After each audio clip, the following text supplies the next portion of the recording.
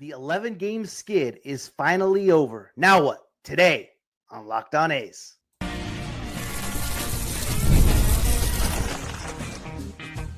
You are Locked On A's, your daily podcast on the Athletics, part of the Locked On Podcast Network. Your team every day. Welcome to Locked On A's, part of the Locked On Podcast Network, your team every day. I am your host, Booney, one name, all passion. Thank you for making Locked On A's your first listen of the day. I'm from the Bay Area, and I've been a diehard A's fan since '81. This isn't just another A's podcast. This is the most informative and insightful show on the A's, period. We cover the A's every single day, breaking down games, delivering the latest team news, and giving you deep, thoughtful analysis you will not find anywhere else. If it's happening in Sacramento or in Las Vegas, we got you covered. We are free and available wherever you get your podcast, including YouTube. And please do me a favor, hit that subscribe button wherever you are following the show. The streak is over, baby. After 11 straight gut punch losses, the A's finally punched back and did it with some serious style. On a sunny Sunday in Sacramento, the green and gold pulled off a heart-thumping 5-4 win over one of the best teams in baseball. And the heroes of the day weren't household names. They were fresh faces. Logan Davidson had a huge 2-run double in the first and played some great defense. How about Willie MacIver had the game-winning hit and gunned down John Rojas at second, who was attempting to steal to end the game. And Denzel Clarke, he was as advertised defensively. This wasn't just a win. This was a message. The kids are here, and they're not just filling roster spots. They're changing the tone. Now the question shifts. When will the bleeding stop? And how do we build on this? Because let's be real. The AL West and the AL wild card isn't locked down by any imagination, and we are still extremely early in the season.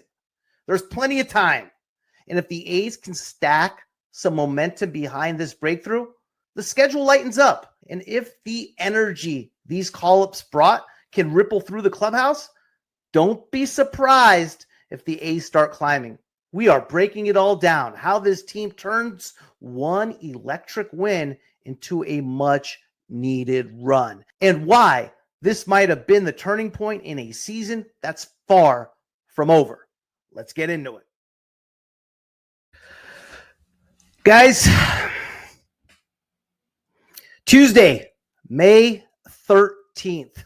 That was the last time we won. Remember that? We were all feeling pretty darn good about ourselves. An 11-1 victory in LA. Everything seemed to come together. We were 22-20. I believe at that point we were one game out of first place. And then even entering game 2 against the Dodgers, we had a lead. Tyler Soderstrom hit a home run over the center field fence, giving the A's an early lead over Dodger ace Yamamoto. Gunnar Hoglund wasn't bad. Dodgers did what the Dodgers do, though. Ended up winning that game 9-3 and then blew out the A's 19-2 against Osvaldo Bido in game 3. Hey, still, no sign to panic, right? Dodgers took us for 2 of 3 in LA. Fine with that. We go to San Francisco. Wilmer Flores hits 3 bombs. 3 bombs. 9-1. Giants get us. Saturday, May 17th, an absolute gut punch. Mason Miller comes in the 9th. We intentionally walk Mike Yastrzemski in the 10th to face Wilmer Flores with 2 outs in the 10th. And we walk in the run. We lose the game 1-0. Sunday, another painful loss on Sunday, right? We take a lead 2-1 into the 8th inning. Lamont Wade leads off the inning off Tyler Ferguson with a triple. They score 2 runs in the 8th, come in and close the door in the 9th. A's lose 3-2. Then we come back to Sacramento. We could wait too long in Sacramento and lose 4 straight to the Angels. That was bad. Each one of them. You know, JT Ginn didn't look bad in his first start. 4-3, 7-5, 10-5, 10-5. And really the whole theme of that series, I don't even need to explain the games. We left on runners. We hit fine. We left on a ton of runners, and our bullpen seemed to give away every game. And this Phillies series was really, really a good series, man. It was unbelievable baseball. I mean, 4-3 and 9-6 on Friday and Saturday. Again, same theme, right? Gut punch after gut punch. Left runners on base. Bullpen was bad. Starting pitching wasn't bad at all. Mark, why are we waiting so long to call up Colby Thomas? I don't agree. I don't agree with you, Mark. I don't think Colby Thomas is ready. 2 reasons I don't believe we brought him up. Now, here's the reason he didn't get called up over, for example, a CJ Alexander, right? Colby Thomas can only play outfield, right? He could play either of the corner outfield positions, Mark, right field, left field, okay? He can't play infield, right? CJ Alexander on the flip side can give you some third base, can give you first base, can give you outfield. So that's the reason Alexander got the call up on over Colby Thomas. Also, another reason why CJ Alexander got the call up over Colby Thomas is, remember this, Mark, Colby Thomas is on the 60-man roster, right? In order for Colby Thomas to come up, you have to make room for somebody, which they did for who'd they make room for in that situation? Let me get back to you on that one. But Denzel, they may not have made any room. Denzel Clarke, CJ Alexander, both were already on the 40-man roster. So you don't got to make room for anybody on the 26-man roster in case that works. In case some of you don't know how that works, in order to get on the 26-man roster, which is the Major League Baseball roster, you have to be on the 40-man roster. Okay? So you're going to have 3 rosters in Major League Baseball. 26, 40, 60. 26, your Major League Baseball roster. In order to get called up to the 26-man roster, you have to be on the 40-man roster. So somebody like Colby Thomas has to be on the 40-man roster in order to get on the 26-man roster. How you replace somebody on the 40-man roster? 3 ways, okay? DFA, like we did with Seth Brown. Put somebody on the 60-man roster. 60-day IL, like we did with Jose Leclerc and now, unfortunately, Zach Geloff. And DFA or just flat out release somebody. Those are the 3 ways you can get somebody off the 40-man roster. So a few reasons why it wasn't Colby Thomas, Mark. And also, you know, I don't think he has the but with that being said, Logan Davidson was on the 60-man roster, and that's how we made room for Logan Davidson was we DFA'd Seth Brown, who was on the 40-man. And the reason why Logan Davidson came up, though, was because you got to remember, this is his 5th year in the minor leagues. We don't bring him up this year. He's now eligible for the Rule 5 draft next season, which we don't want to do. We don't want to lose Logan Davidson. So a few reasons for that, Mark. A couple reasons. Hitting wise, he's okay. He's not bad. He's definitely hit for that power, right? In that sense, he is proven. No question about it. He is striking out a lot. I could see the argument for Colby Thomas if he was on the 40-man roster and had a little bit more. He could play a little bit more positions defensively. Hope that helps. So that's the big reasons why we left Colby Thomas off, or he didn't get the call up. Pete, how are you, sir? RD Moss, can a center fielder survive in MLB with zero batting skills? Clarke is great, but will be an automatic out in the lineup. Yeah, I agree. That's not a surprise. He hasn't been good hitting wise, but geez, he sure is good defensively, right? What I wanted to happen with Denzel Clarke eventually was I wanted him to be more of a late inning defensive replacement. He's not going to hit. And with that being said, though, we got to give him a little bit more time. I mean, yeah, he had a rough series against the Phillies, 0 for 9, 8 strikeouts. That's been kind of his deal, his problem. He had a terrible spring training. He's been okay in Vegas. He's hitting 280.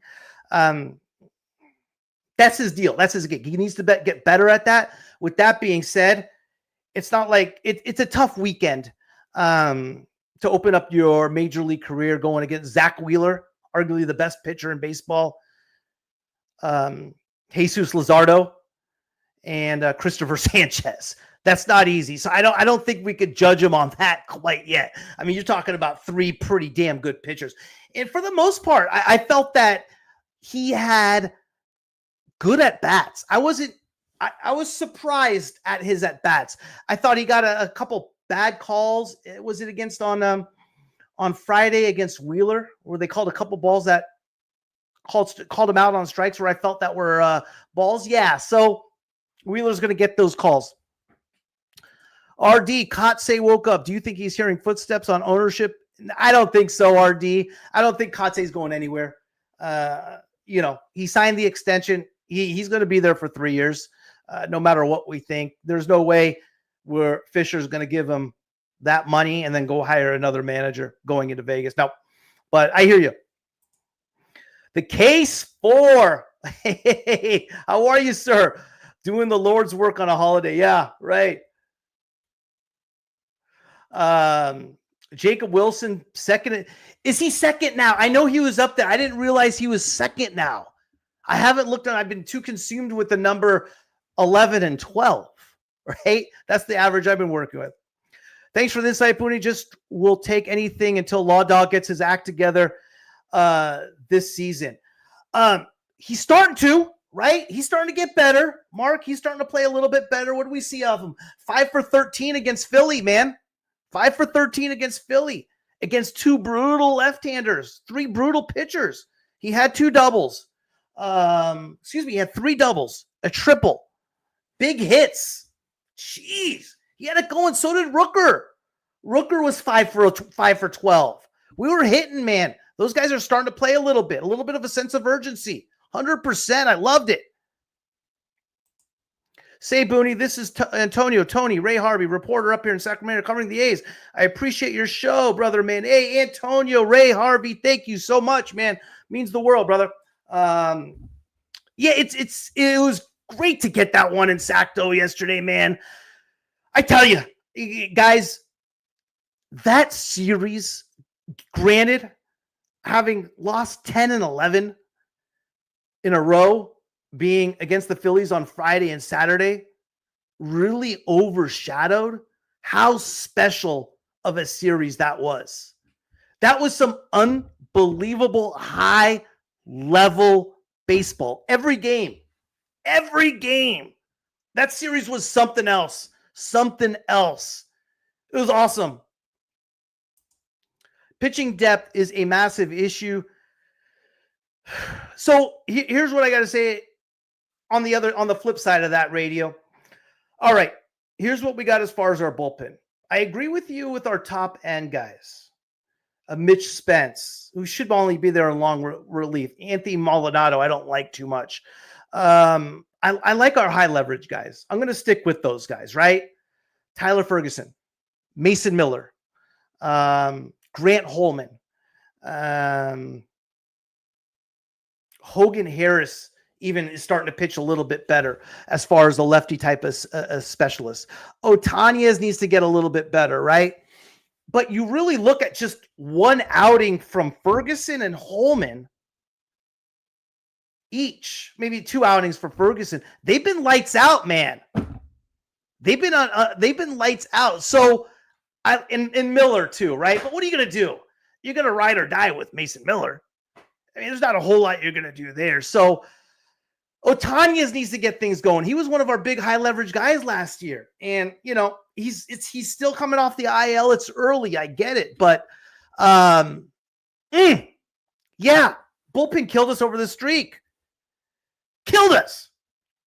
But hey, they were solid on they sure came through on Sunday with, besides that home run Harris gave up to Trey Turner, which is a tough matchup for Harris, right? Lefty against righty, Trey Turner. Yeah, Kathy, I agree. I've been a big proponent of Hogan Harris, Kathy. He's always gotten he's always been the odd man out. Even last year, you got to remember, guys, everyone forgets in Houston last year, he was our starting pitcher. He shoved against the Astros, 6 innings of shutout ball against the Astros last year. He had an ERA in the 2s last year. He was one of the best pitchers in all of spring training. Every time something happens where a roster spot needs to be opened up last year, this year, Hogan Harris seems to be the odd man out. It pisses me off. I agree with you 100%, Kathy. Jesus. Every time, man. He looked good this weekend. He pitched, what did he do this weekend? He pitched Hogan a third of an inning on Saturday night in relief. Got out of the inning, faced one batter, got it out. And he was okay. His 2 2/3 yesterday, he was solid. Let me take a quick break, guys. I'm going to come right back, get to the rest of your questions, comments, and we'll talk about the feel, the momentum, hopefully, and see what's next, man.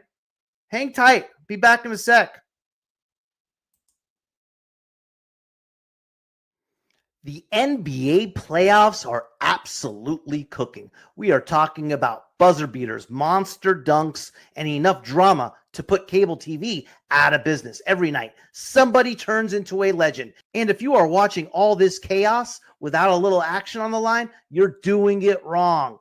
FanDuel makes jumping into the game easier than a wide open layup. Whether you are picking player props, cooking up a spicy game parlay, or riding a performance trend, FanDuel's got you covered before the game and as it's happening.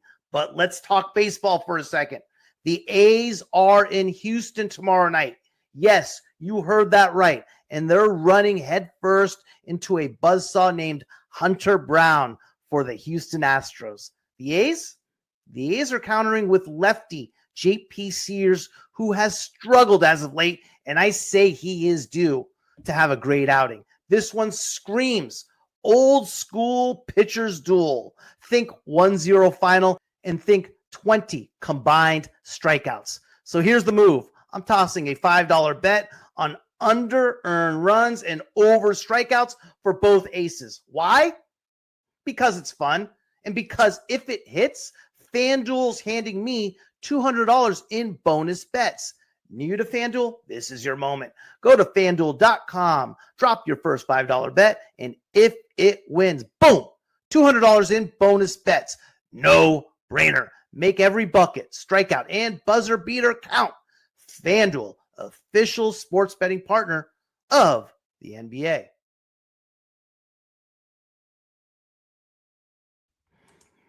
Mark, this season, more than any, I'm mad we sold off Irsay so quickly. 5 years of club control left and proven to be really solid. I'm mixed on this one, Mark. I've gone back and forth. You got to remember, though, Irsay gave up some games last year, right? There's no question what you're saying. I mean, Lucas Irsay is a bonus to what we have, but Lucas Irsay probably gave up one of the most costly home runs last year against Corey Seager early in the year against Texas. He gave up a 5-run lead late against the Angels in July. He gave up his share of games, right? With that being said, yeah, I mean, he's really good. Who do we get in return, right? We got Mason Barnett. Mason Barnett's a third-round pick, 2022 third-round pick out of Auburn that the Royals got. This guy is supposed to be it. He had the pedigree. He played in the SEC. He's a fireballer. He has the stuff.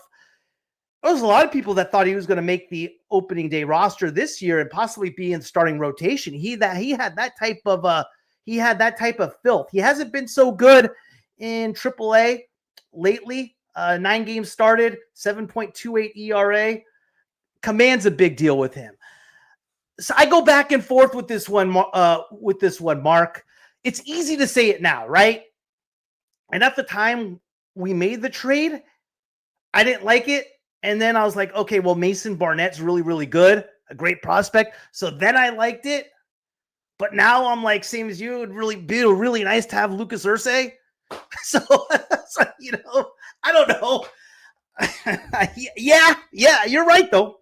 In the 5 years, club control is a big deal, right? But you got to remember also, Ursay was older, and he kind of fit into what we were doing, right? Lucas Ursay, a Menlo College guy, D2. How cool would it have been your setup guy's a Division II kid and your closer's a D3 kid? Oh, jeez. Bill, MacIver looks like has passion, something we need. MacIver, I have been talking about MacIver for a month or so. And yeah, he's tearing it up, man. And that was what was cool about yesterday's game, right? Logan Davidson, man, his first MLB game was actually on Saturday, and we saw how bad him tagging up and the obstruction call they made against him. It could have gone any worse. And it was awesome. And Logan Davis, CJ Alexander contributed. Willie MacIver, man. It was nice to see. The guy was hitting 390, 395 all of spring training. And, I apologize, in AAA. And he was tearing it up. And he was always being overshadowed and overlooked, with like guys like Daniel Susac, who's a great prospect, first-round pick. But, you're looking at a guy like Willie MacIver. What was Willie MacIver? 9th-round draft pick out of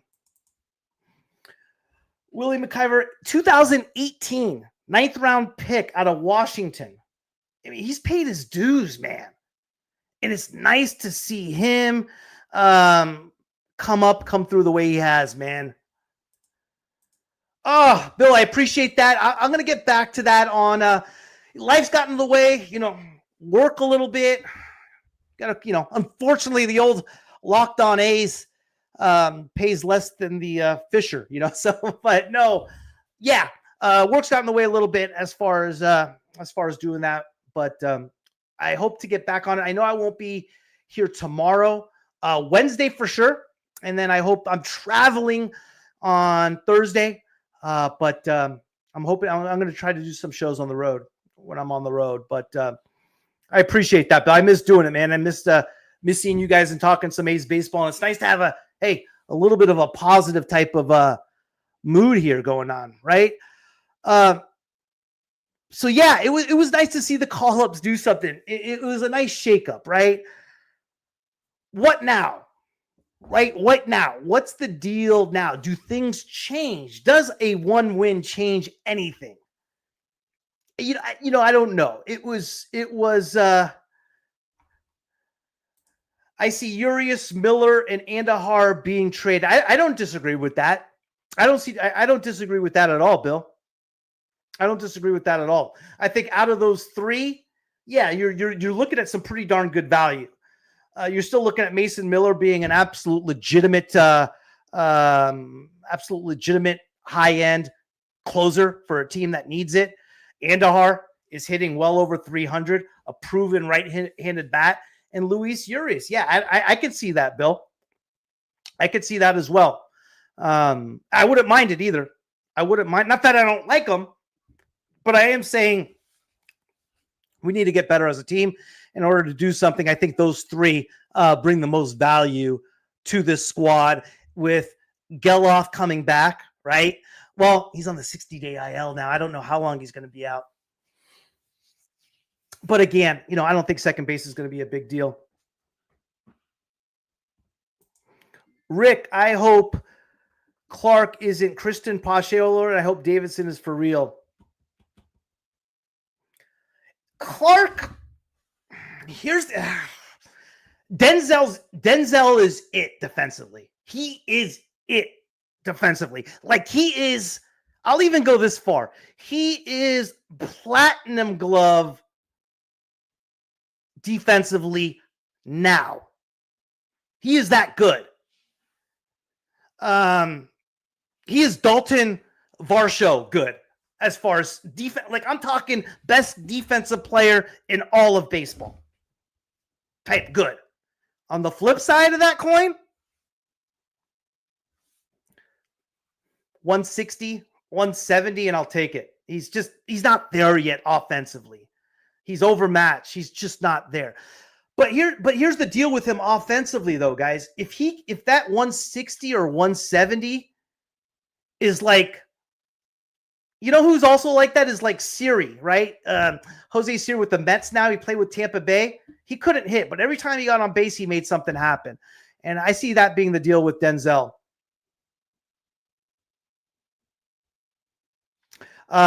Chris changes my mood. Me and you both, buddy. Me and you both. Why hope for trades? Recent trade history is not so impressive. Rick, we still need pitching, right? I mean, are we gonna? I see what you're saying, Rick, and a little bit. I agree with what you're saying, just a bit. You're saying with that we're hanging our hopes on like Gunnar Hoglund, JT Ginn, Jacob Lopez as far as starting pitching. And I don't disagree with that a lot, right? So why trade pieces that are helping us win now? I see where you're getting at, Rick. I don't disagree with it. You're right. People think, hey, let's just trade just to trade. I get it. Yeah, you're right.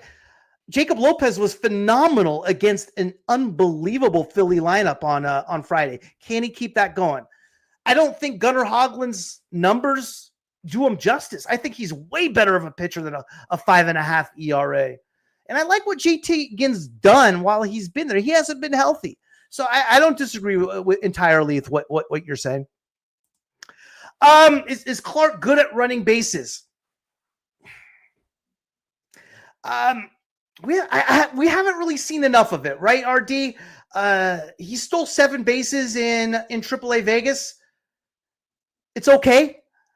I think he's going to be a factor. I don't know if he's gonna. I don't know if he's good at it in tail. I think he's I think he'll make things happen when he's on the bases for sure.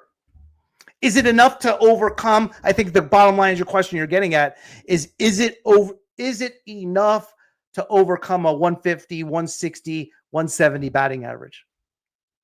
I think that's what you're getting at. I don't know.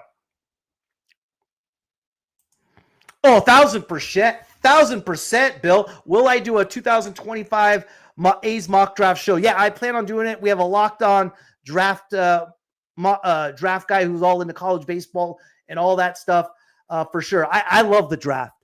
I'm big into the draft. More as it gets closer. Yeah, more as it gets closer to the draft.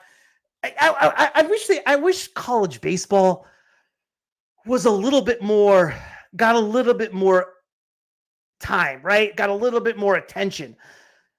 I don't know how you do it, how you make it that way. They did a better job of it last year with the regionals and how they covered it and so forth. I wish college baseball got more run. Yeah, I definitely will do that, Bill, for sure. 100%. What do we think Waldichuk and Medina's roles This not going to be this year. Will be this year if they come back. I don't think either of them are going to come back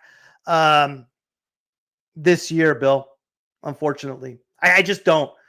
It depends. I don't want them to come back because if they come back, we're probably in the tank. I see them ready maybe in September, August, September. I love Medina. I think Medina is electric. And I think Medina has a real good shot at being part of the rotation next year.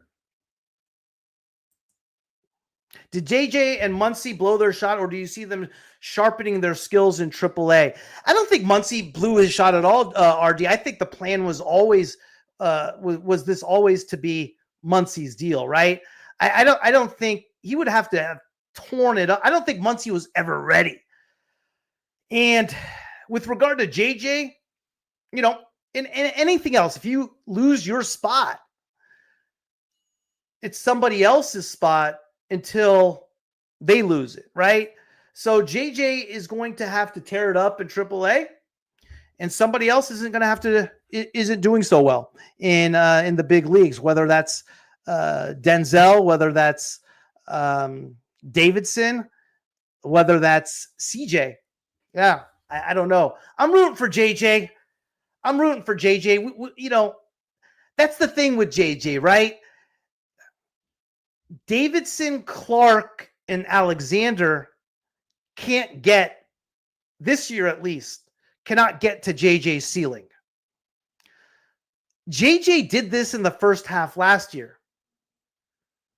And actually in July was like in a 3 for 35 slump. KOTS actually, if you guys watched the A's last year in July, he had an experiment where he led JJ Bleday off every game, and he couldn't hit worth anything. And then he went back to the 3-hole, and in, I'd say, towards the end of July and the rest of the season, he tore it up. Trade Miller before he needs Tommy John surgery. You think that's the next step? With pitchers these days, Bill, who knows, man? I mean, that's the only thing I hate about baseball now, guys. It's like, it's turned into such a power game, right? Everybody pitch as hard as they can and swing as hard as they can. I had a few friends up from Southern California, and they have one of their friends' kids got drafted by the Orioles 2 years ago, and is in high A ball. A good player. And they were saying to me, like, the coaches tell them they don't care about strikeouts anymore. They don't care about striking out. It is swing as hard as you can and throw as hard as you can. I mean, whatever. I mean, I don't know. Yeah, I think there's something to be said about just trying to win games, about putting the ball on the bat, betting bat on the ball, excuse me, hitting for average, right? I mean, and we're seeing that with a guy like Jacob Wilson. How fun is that guy freaking to watch play? Did someone pick up Brown? I was so sick of him coming in late to choke. Did someone pick up Seth Brown? I thought I saw someone pick him up. I got to double check on that, RD. I'll get back to you on that. But I do believe someone did pick up Brown. I believe. I could have been dreaming. I'm getting older. I forget things, you know. So I'm not sure if someone picked up Seth Brown or not. I thought I saw someone claim him. Could be wrong. I could be 1,000% wrong. We got the Astros next 2 days, Tuesday, Wednesday, right? And then we got 4 in Toronto.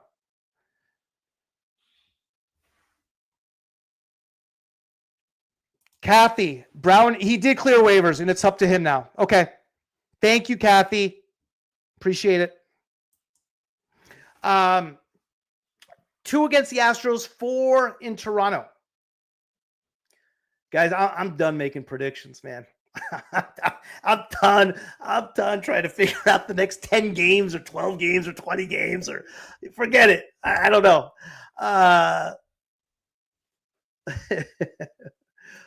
What would I predict as a final lineup this year?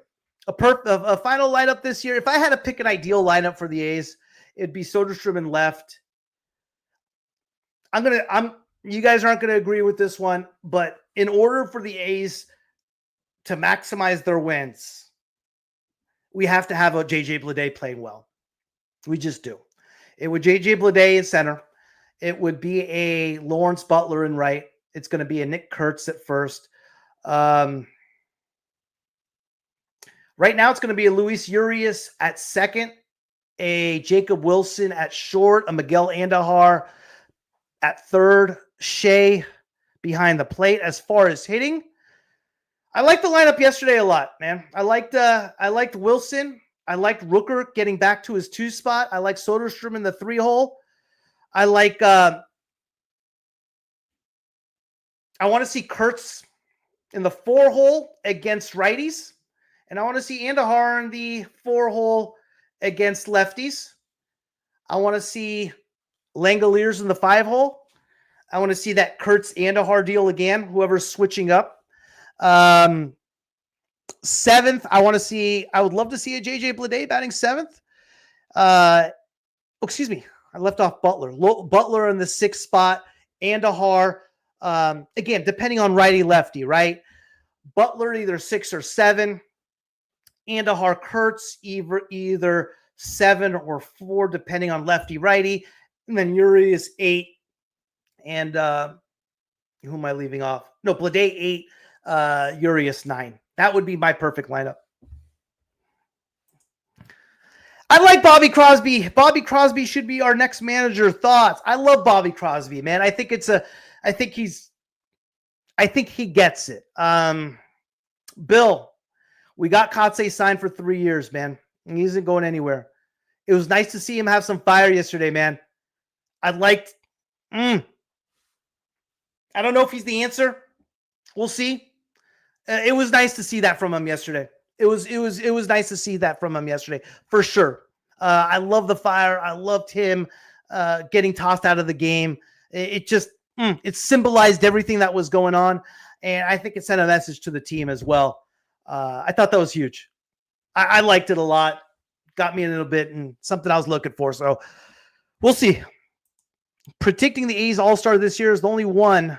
Give me 2 wild cards that could get a case. One, I think Jacob Wilson's the All-Star. You're hitting second right now in all of baseball in batting average. You're the guy. As far as wild cards, it's a tough one. If Lawrence Butler can continue to heat up and play and have the type of approach he had at the plate, like he did in the Philly series, I think that's one wild card. He gets hot, and he gets hot fast. The other one would be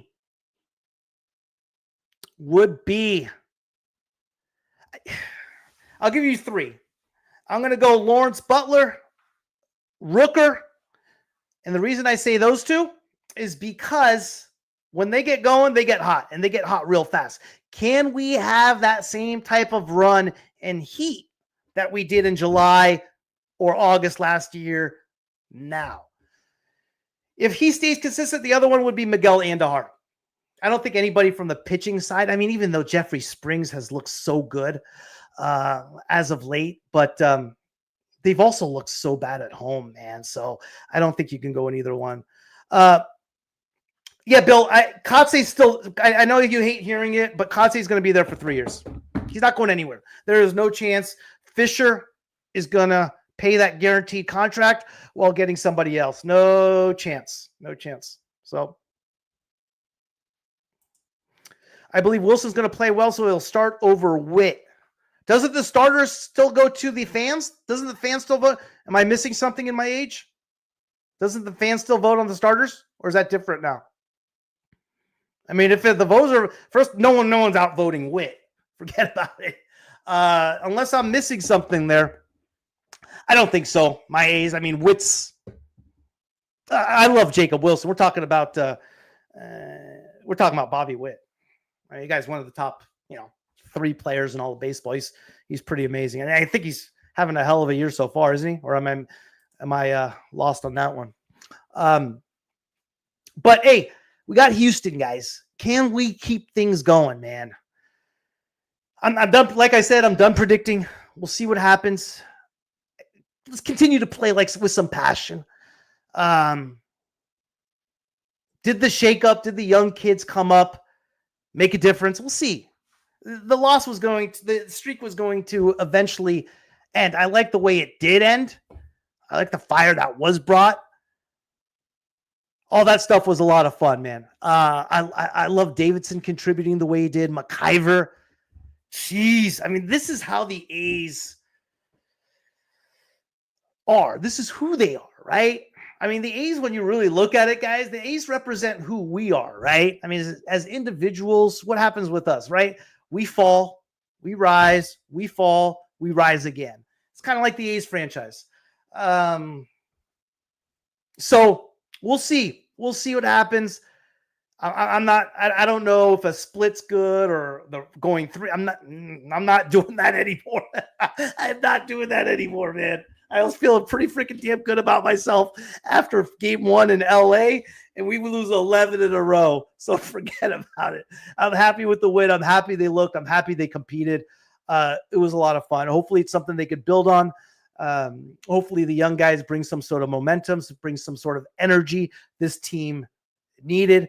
And I hope KOTS brings that same type of fire that he brought yesterday when he was told to leave.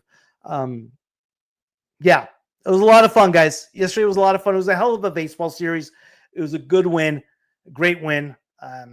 We're still in it. I mean, we're only 6 games out of the West, or 6 games out of the West. I think 5 out of the wild card, something like that. Yeah, and I think we're due for a winning streak as well, RD. So tomorrow, 5:05 against Houston. I'll be coming on live on Tuesday. Excuse me, on Wednesday. After we play 11:05 a.m. Pacific Standard Time on Wednesday. I'll come on live after that game. But a lot of fun, guys. A lot of fun for sure. Let's keep it going. It's nice to see those young guys do what they did yesterday, man. That was a lot of fun. That was a lot of fun. Take care, guys. Have a good holiday. I'll talk to you soon, huh? Take care. You made the right call by making Locked On A's your first listen of the day. Championship mindset, elite taste. Now for your second listen, it's time to hit the big stage with Locked On MLB Game Night. Every game, every night, all season long. It's like the MLB version of Red Zone, except instead of touchdowns, you're getting bombs, bat flips, and bullpen meltdowns from across the league. You will get local experts breaking it all down with that home team edge, but on a national scale. No fluff, no filler, just real talk from people who actually watch the games. So after you roll with us, level up with Locked On MLB Game Night. Find it on YouTube or wherever you get your podcasts. Baseball never sleeps. Why should your podcast queue?